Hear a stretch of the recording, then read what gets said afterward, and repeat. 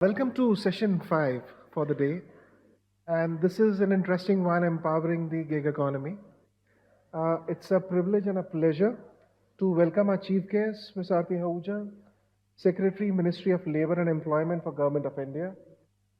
Uh, Along with that, I have Rohit Saran, Editor-in-Chief, India Today Group, who would be the moderator for the discussion.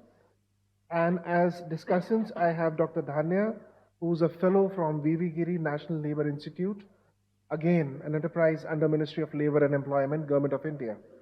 We also have Mariko Auchi, who is a senior social protection specialist for South Asia, and Sanjay Chadda, who is a director public policy for India and South Asia for Uber. And my colleague Arijit Das is also joining us.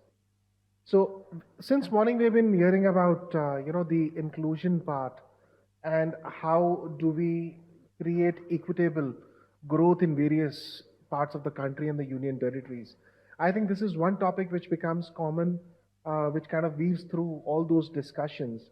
And as India is looking at becoming the third largest economy in the world, it has benefited from a large and eager workforce and enabling conditions. The technology innovations and expertise in the digital infrastructure have clearly highlighted the role that the gig economy can play in this growth.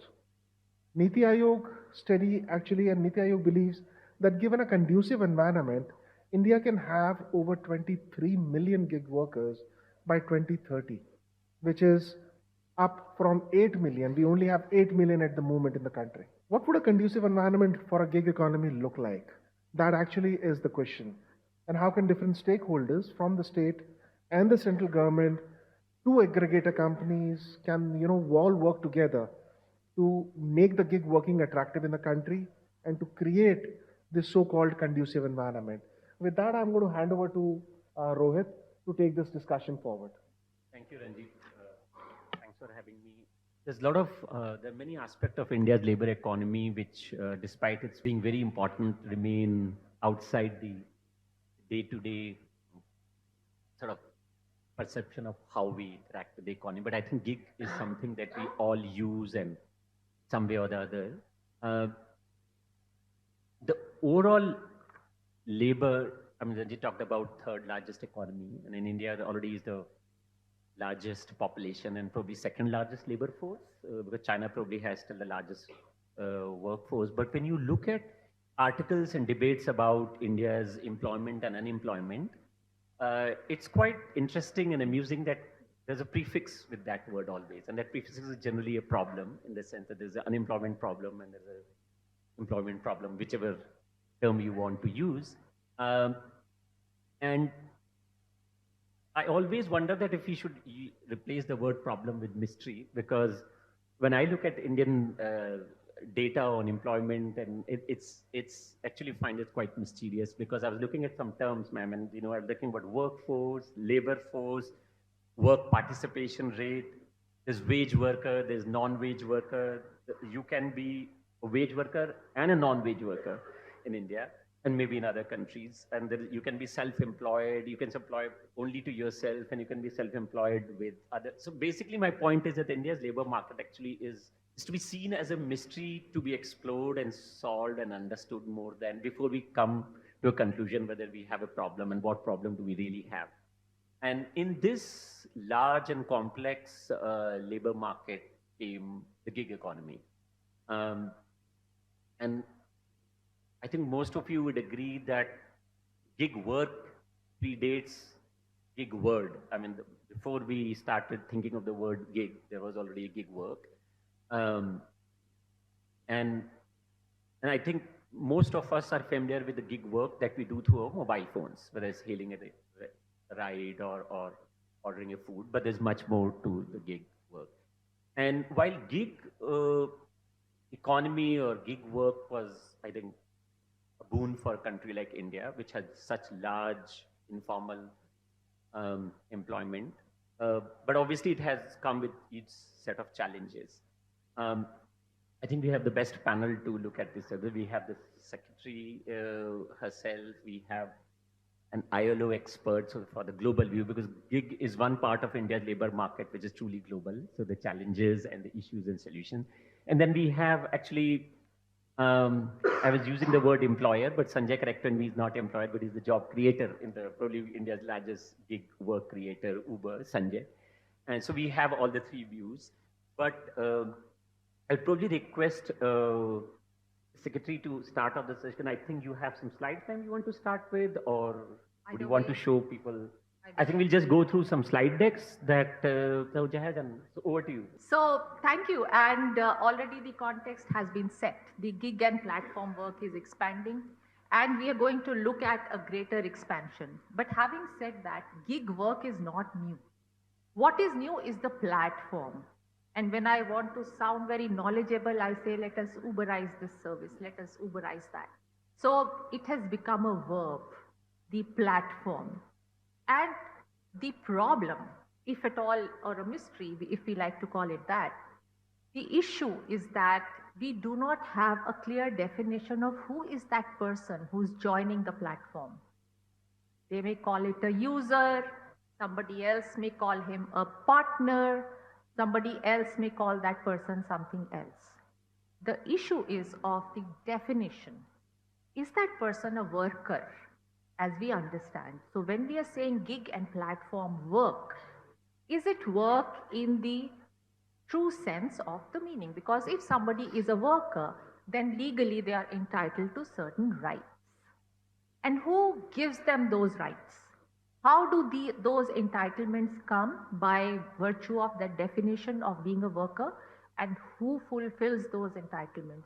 That is what lies at the heart of any discussion about gig and platform work, and that's something we need to understand. Can we have the next slide, please?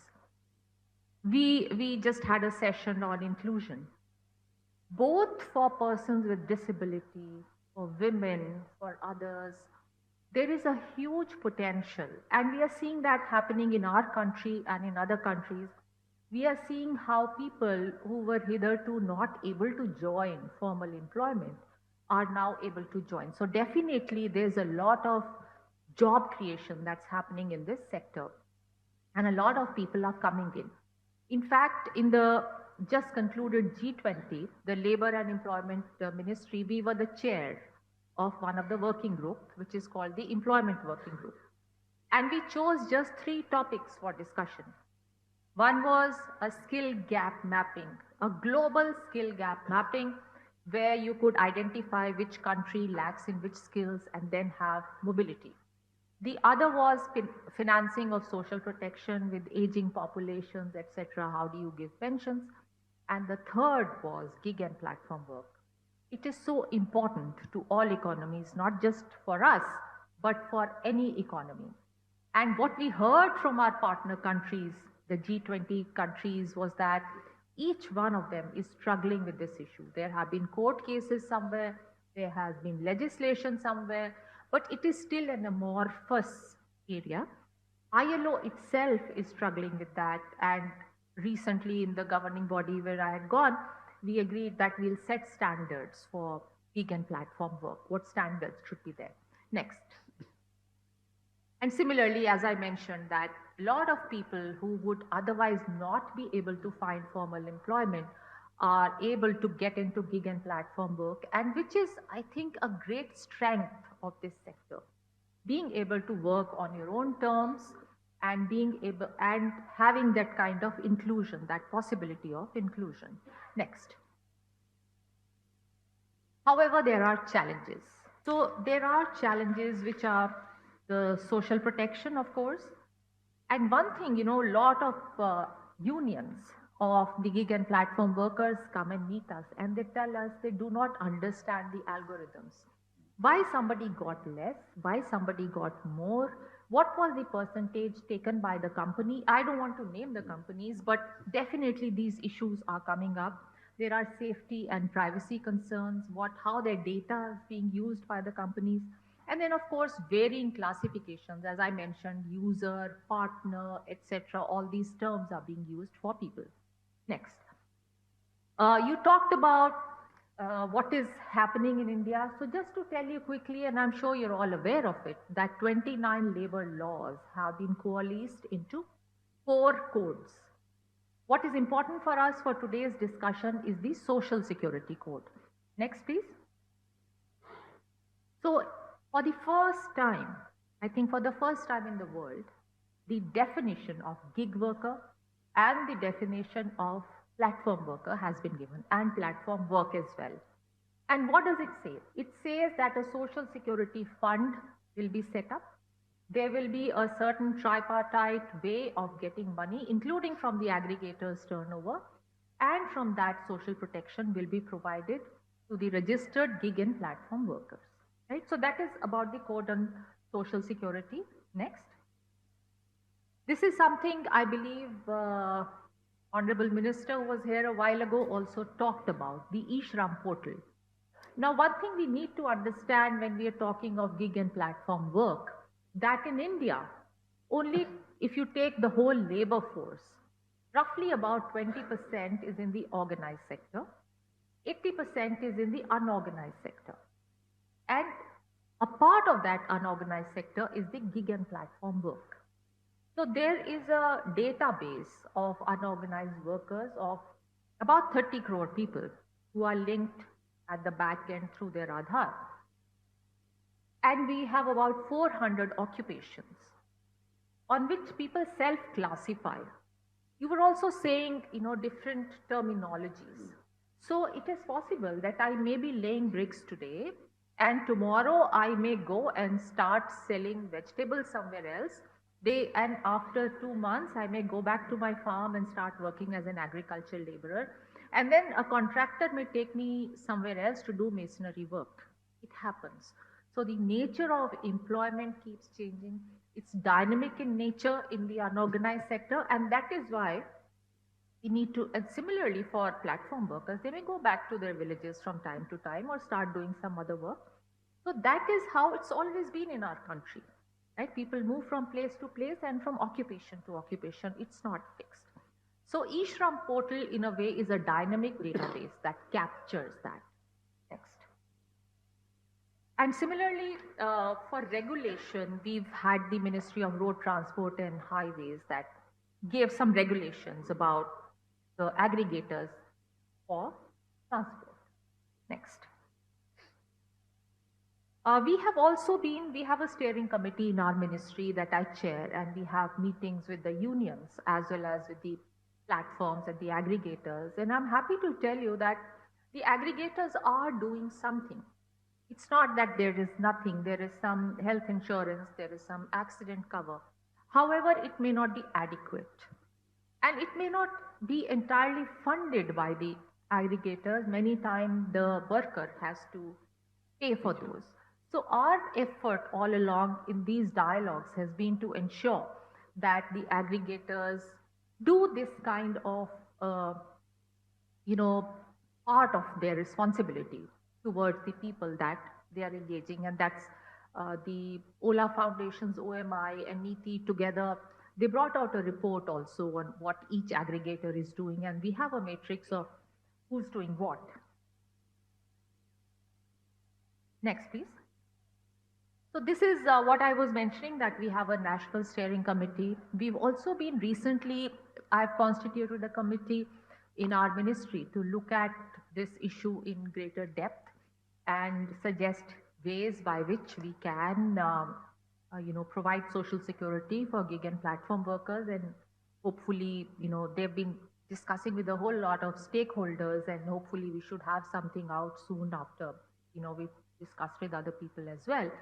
So we are working on that, but definitely this is an area that the government is concerned about. This is an issue that we are actively engaged in, and I'll be happy to answer any questions that you may have. And maybe while I answer your questions, I'd also like to tell you a bit about the National Career Services Portal and eShram and how it is integrated with the gig and platform work. Thank you. Thank you very much, ma'am. I think going through your slides was interesting, because I think at least half of my questions you've already addressed, and we will go to the audience. Marco, I'd like to get you in here. Labour Secretary just said that India probably will be one of the first countries to have a proper legal definition of a gig worker. You have been looking at this globally. Two things. One is that is defining a gig worker in legal framework good or not? Sorry to ask that question. You wonder why are you even asking? Because I guess implicit in that question is that is it even possible to define? And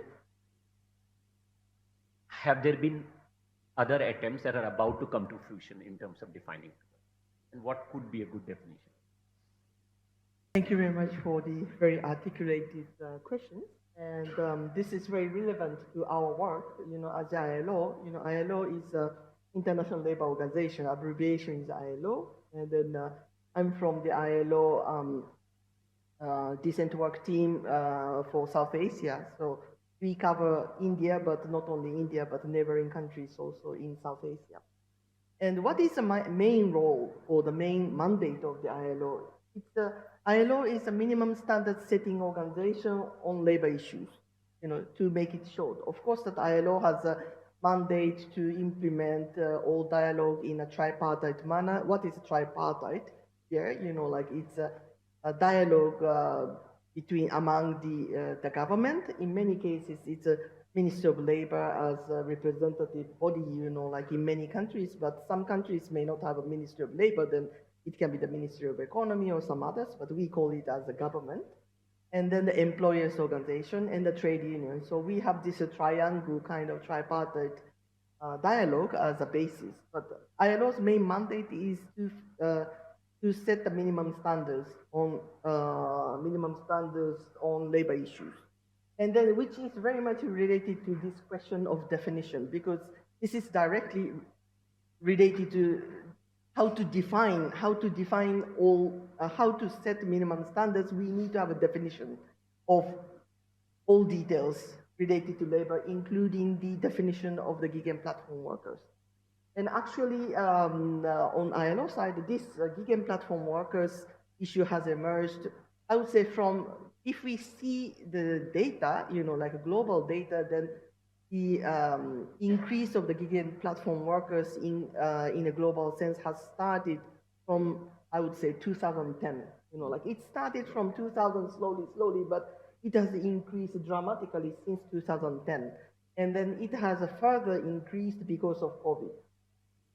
I'm saying that it's not here, like in India, many discussion oriented to the gig and platform workers are so-called location-based platform workers, which is like a delivery people or the taxi people who are attached to the location. So, like you work in New Delhi, for example, Delhi or Noida or, like Hyderabad, like these location-based platform workers are based on location, whereas that there is another category, which is called web-based platform workers, which is like so-called nomado workers, who might be working from home, but Indian workers who might be working from Lithuania or some, or Indian, people working from, like some other cities, different cities, engaging into the assignment coming from Holland or from India or from Holland, from America, they are roughly, divided into two categories,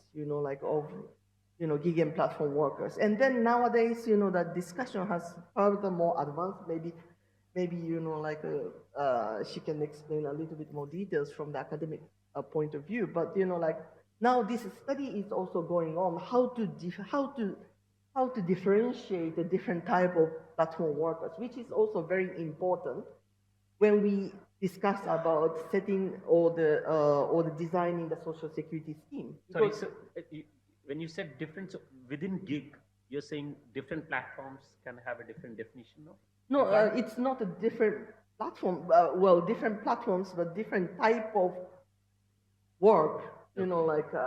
Different type of work, which is also categorized as platform workers, because the platform can be platform may have assignment of not only with like some of the delivery based, but it can be more of the very assignment based or specific programming, etc. So these are all so-called, like at this moment, these are called as platform workers, but these platform workers are different actually by type, and then possible application of social protection and all sorts of challenges can be different. So in this sense that, of course, setting the definition, as a basis would be fundamental. However, this discussion of how to differentiate the platform type of the platform work related to the platform workers are also ongoing. So this is a living kind of discussion also. So at the ILO, we picked up this discussion of how to provide a decent decent working Condition. environment, a decent working condition and working environment to the gig and platform workers. From 2000. I would say 2017, 2018 as a part of the new form of work. Because, we didn't have we had some sorts of work which was contracted work or the different type of work from the previous century, but in the form of gig and platform. Platform is quite new, I would say. The platform industry itself is new, but certain work which has been provided to certain as an assignment. This type of work existed, but these people are still remaining home-based work, for example, home-based work people. These people are still remaining as unorganized workers. So, Michael, is there sorry, just one quick. So is there an ILO estimate of total size of gig worker in the world? Well, I'm sorry, I should have checked this one. We have this publication which has been made, in 2021. And then, however, that, estimation of the gig and platform workers is very difficult because I guess because the definition is difficult, so the estimation. The definition is different, but not only that. They are so mobile in terms of in and out of the labor market. So they can be the gig and platform workers today, but they may not be the member of the labor market tomorrow or the next month. Yes. So in this sense, that it's related to what Madam Secretary has mentioned, that it's this data controlling data is very important, and the ISRAM has a very critical role to play. But at the same time, that the ISRAM, it's very important to update information because the mobility of these labor forces, this particular labor group is very high. So thanks. No, we'll come to that. I think I'll just bring in Sanjay. You, as Madam Secretary said, Uber is widely seen as, perhaps not rightly, but definitely widely seen as one of the pioneers of creating gig worker. And as I said, that gig obviously work existed before Uber, but I think a lot of issues related with gig workers get fairly and unfairly put on companies like Uber. Sanjay, two things. One is that I guess you've just completed 10 years in India. Is that true? Yeah. Okay. So in the Uber's journey itself, how has the whole concept of gig working changed, if at all, one? And two, can you also tell us how your own concept of reward and workplace safety has changed? Just put 2 points in time if you have. One is that how has the concept changed of a gig worker for a company like Uber? And what you're doing today, just one or two things that you wouldn't have done, say, even 5, 6 years ago for workers. Thank you. Just if you'll permit me a minute to give context. We all, the NITI Aayog report was referred to, where around 7.7 million gig workers work in this country, and it's going to become about 23 million by 2 times. Now, if you look at what is a gig worker, I don't know how many of you have the liberty to start working for a rival of your company at the same time while you're working for your company. Well, some IT companies found out that last year. So you have to understand that a gig worker Yes. 80% of them work again on competing platforms every single day. Every single day. Having said that, again, let's look at the nature of gig economy. Around 80%, 75 to 80% of your rides on Uber are done by just a quarter of people who are on the Uber platform. So there is a concept of a high engaged earner. There is a concept of an earner who comes one day in a month, switches on a platform, leaves the next day, goes, tends to his village, tends to hundreds of other areas, and multiple platforms, multiple jobs. Now here comes the challenge. When you start looking at this kind of a multiplicity, how do you look at social security? While he's working on the platform, a question was asked, what changed? What changed was when we structure social security. While he's working on my platform, I can provide him an insurance. I can provide him an accident insurance. But I cannot ensure that when he's working for Ola in the subsequent ride, an Uber insurance will work for Ola. So there are certain things in the social sector which you can structure that as long as he works. Certain things require portability. Now the key unlock in social security, in gig work, is portability of social security benefits. Because unless there is portability across platforms, social security benefits by one platform would just completely render the person. Now this is where I think India took a huge lead when we came out with the code on social security, whose notification is very, very eagerly awaited by the platforms. Because we for the first time realized that platforms must pay for the social security, but it is impossible virtually for them to track down. I have no fixed workforce. If you ask me to make a muster roll, every day the muster roll changes. Every day there are a different set of people. Of 100 drivers onboarded, 40 leave in the first week. So that is the nature of churn which happens in gig. Now, I would just like to give an example that why is this portability important? And why should the concept be that while a platform should pay for it, there has to be a kind of a coordination to ensure portability of these gig economy benefits. Uber is very proud to have signed a landmark MOU a couple of weeks ago with the government of Brazil, which is very akin to our economy, which has similar things.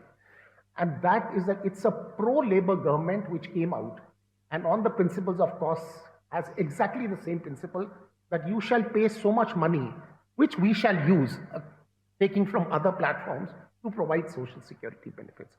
So we do believe that the way forward is finally going to be when the portability of the social security benefits can be ensured. We can press a platform every day, new startups come. Now, one can say that why should the startup be burdened by the cost of social security? Every day there are people who come with the mobile apps trying to make platforms. Now, naturally, he has a point in mind that, I have just come on board. I've just onboarded a few people, but you're burdening me with something that I cannot right now take the cost. So the principle that, yes, there shall be a payment which will be uniform, equitable across all platforms, and that shall be utilized centrally to provide social security benefits, I think is a wonderful way forward. Is a wonderful way forward. And I think I am very proud to say as an Indian that in 2021, when this concept was put in and the definition of a gig worker given in the labor code, it was landmark. It is landmark. I won't say it was a landmark. And that I sincerely believe is the way going forward. So when Uber started looking at this, we, for one, wanted to be proactive like we do in other countries, that yes, we do provide accident insurance. We do provide a lot of training. We do provide a lot of incentives, physical incentives. Say a women driver wants to come on board. Say there's a marginal person from the society who wants to come on board. I know this costs money, and all of you may be very surprised that contrary to popular belief, no ride hailing has started becoming profitable as yet. Be it Uber, be it Ola, even after 10 years of operation. So that is the kind of commitment which the companies have towards increasing the market, at the same time being socially responsible, to be fair to the people who are working. This is a challenge which we all have to collectively work together. It will not be one platform who will be able to provide you with a solution. So you have to ensure portability, you have to ensure equality, that the burden is equally shared amongst all the platforms in a fair and transparent manner. And I think that really would provide the huge unlock which would be coming in. No, thanks. No, it's a very valid point. I guess, Madam Secretary, I'll come to you, but 2 points that Sanjay raised is, one is that, look, the person is not even my employee. Forget about full time, not even half time, not even quarter. I don't know. Rohit San can ride Uber once and then never be an Uber, or maybe once a month. And also the fact that a gig worker has that autonomy, that sense of agency over when she wants to work, how much she wants to work, how much she wants to earn, would come, if I may say, at some cost. So the two issues that come up is then, therefore, and then of course the fact that gig workers are at the really the top end of talent and salary, and also at the bottom end, you will have your hair cutter to your AC repair guy coming in a gig and has the full liberty to share his phone number to call him directly and next time not go to the platform. And it should have. You cannot prevent that from happening. So in such a non-traditional work environment, how do you define a worker, right? And more importantly, what Sanjay talked about is therefore the best method for all benefits, monetary or non-monetary, is that government becomes the sort of a collector of all the benefits and disseminator. Is that where we are heading, or is there a better way, ma'am? This is for me? Okay. Am I audible? Yeah. Okay. So as you rightly mentioned, and we all recognize that there is a huge amount of mobility between occupations. And this is especially true in the case of transport. Right? But there are other gig and platforms, let's not forget that. Apart from the delivery or the taxi services, there are people who come to your house, as you mentioned, who cut your hair, who are part of platforms. There are farm equipment aggregators. There are platforms. So there are platforms and there are platforms. Let's not get swayed by one kind of a platform, right? So when we are talking policy, when you're talking for standards for everybody, you have to take into account all these kind of people who work on different platforms. And definitely they could work for one platform today, they could work for the next platform today itself. So that is the nature of the job. That is why it is called a gig work. We understand that, right? So it's not a fixed term employment.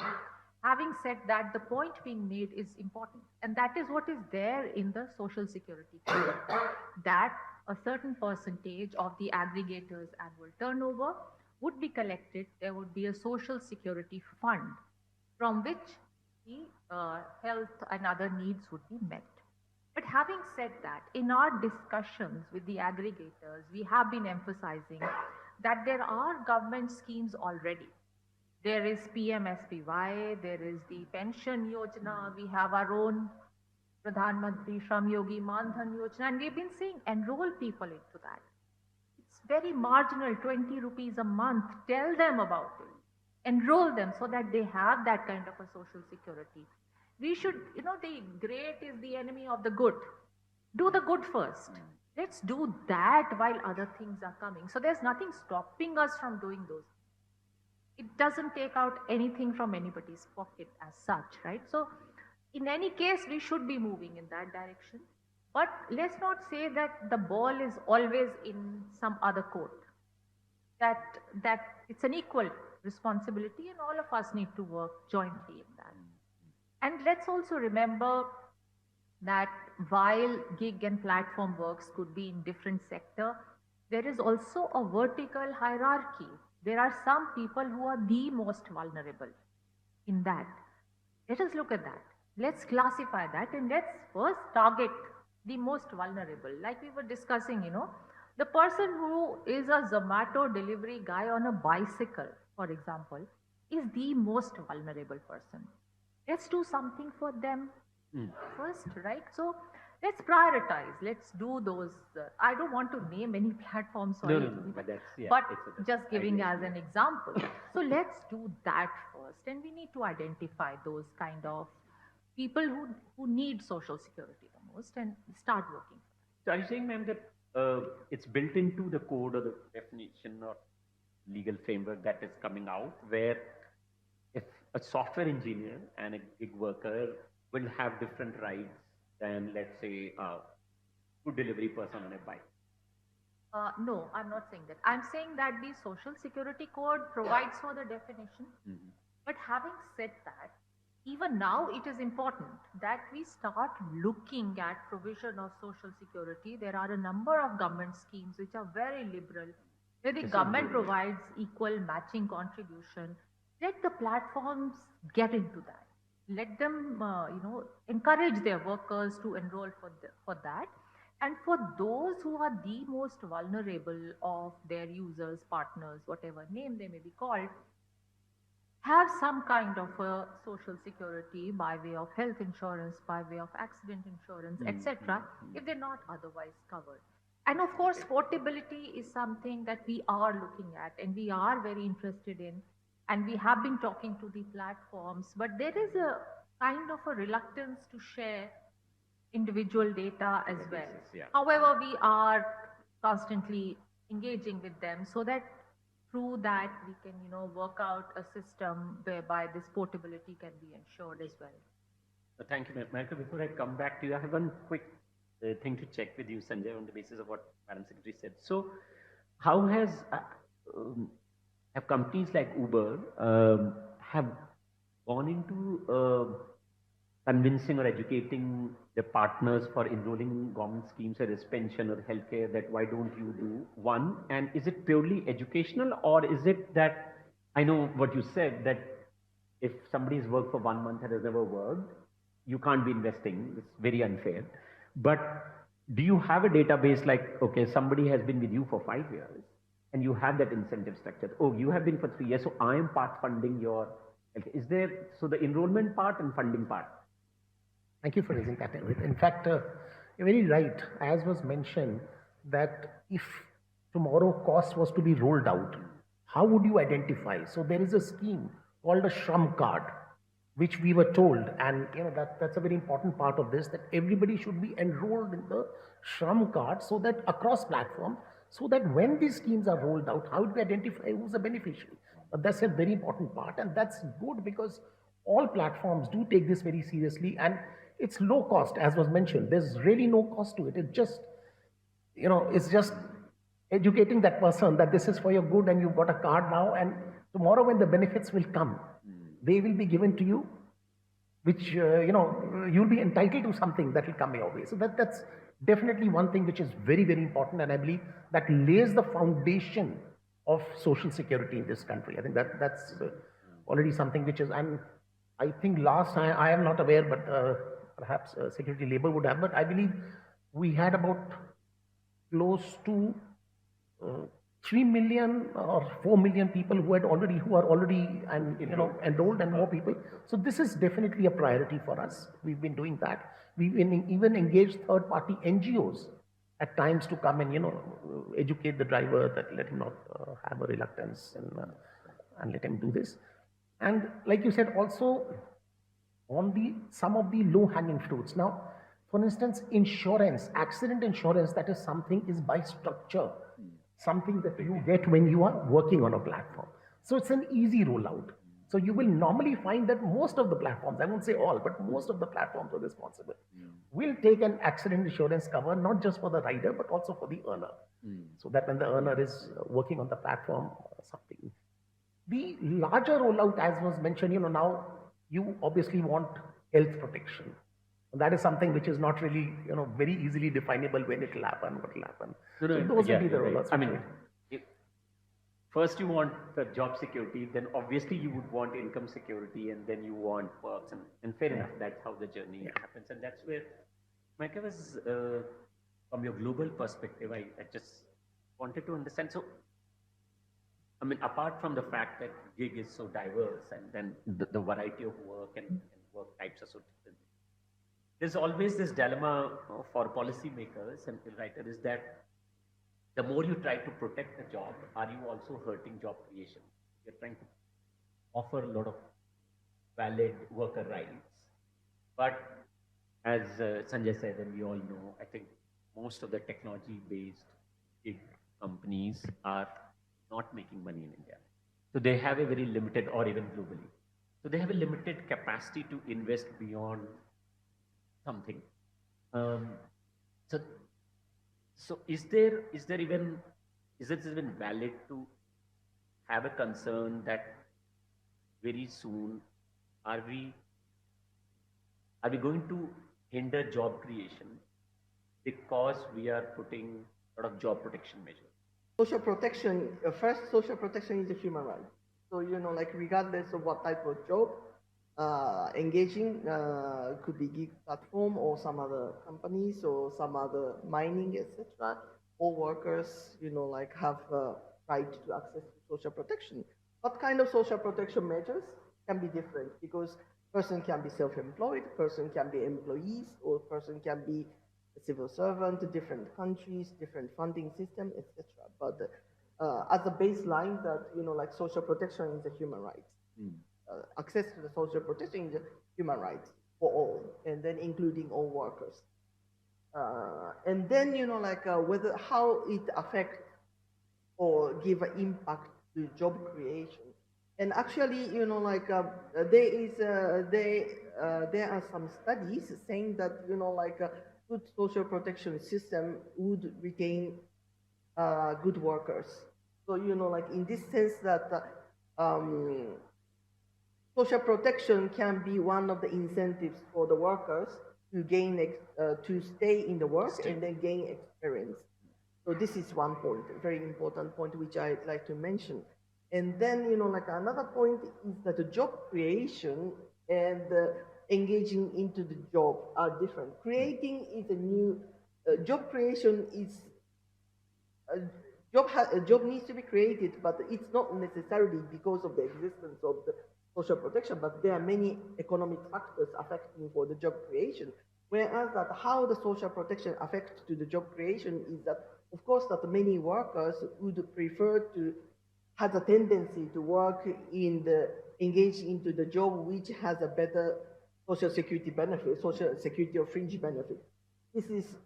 That's the reason why that in many countries they'd like to work for the civil servant job, for example, because of the better, better social security benefit and a better job protection also there. So in this sense that, job creation wise that there are many other factors which affect apart from social protection, whereas that creating a new job attaching to the without social protection is not what we advocate, because social protection as a human right. Yeah, no. I mean, it makes sense. I was raising the question that because so much of gig economy, or maybe so much of the visible gig economy is with the startups that and young startups, that I'm just putting that thing on the face that it is whether that is an issue or not. Madam Secretary, I was going to bring very briefly to you is that if the life cycle of the employer itself is very short, likely to be, if I'm not going to be in existence, likely, what kind of employee protection obligation can I even take on? And therefore, but employee does need protection. And therefore, where does it come from? Is the definition taking care of it? So even in the organized sector, there is a protection for the startups or even for the other labor laws. So it's already inbuilt into our system, the protection for startups, and it's equally applicable here, to put it very shortly. Okay. Yeah, because I mean, you're dealing with a sector where employer may not exist after 1 year. So no, it's there already. It's there, okay. It's there, even for manufacturing or organized sector, it's there. They have an exemption from labor laws for, in certain cases, 3 years or 5 years. Okay. I'd like to bring Dhanil in. Somehow I thought that you're part of ILO, so I just sort of thought that your views are integrated with that. But there's one aspect that we haven't gone into. Maybe we can. There is this whole issue of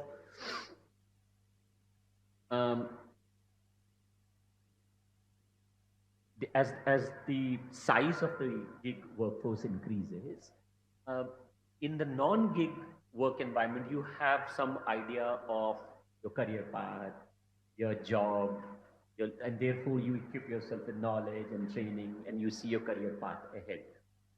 In gig, that doesn't seem like an overall basis. It looks like it's very difficult to plan your. Um, I mean, the only equivalent that comes to my mind was BPO.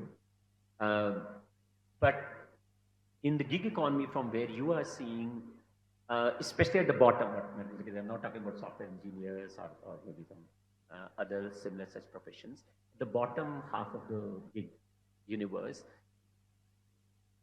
is the workforce such where you can do a long-term career planning? Thank you so much. It's definitely a kind of tricky question. But at the same time, and for when you are with, for example, as we are talking about the multiple job holding, and mostly this multiple job holding, it comes from the bottom up. Because they don't exactly, if we take into these gig workers, they usually start doing gig work when they are migrants somewhere in states for seeking jobs. But it's a starting point for them to be entering into a job and getting livelihood and employment. And with that, they can start with, because our government of India is facilitating for many trainings, like you must be knowing Ayushman Bharat, Yes, of course. skill training programs for employees, and so many facilitations are also there to upgrade from one level to the another level. So I think that can be possible with the help of the government.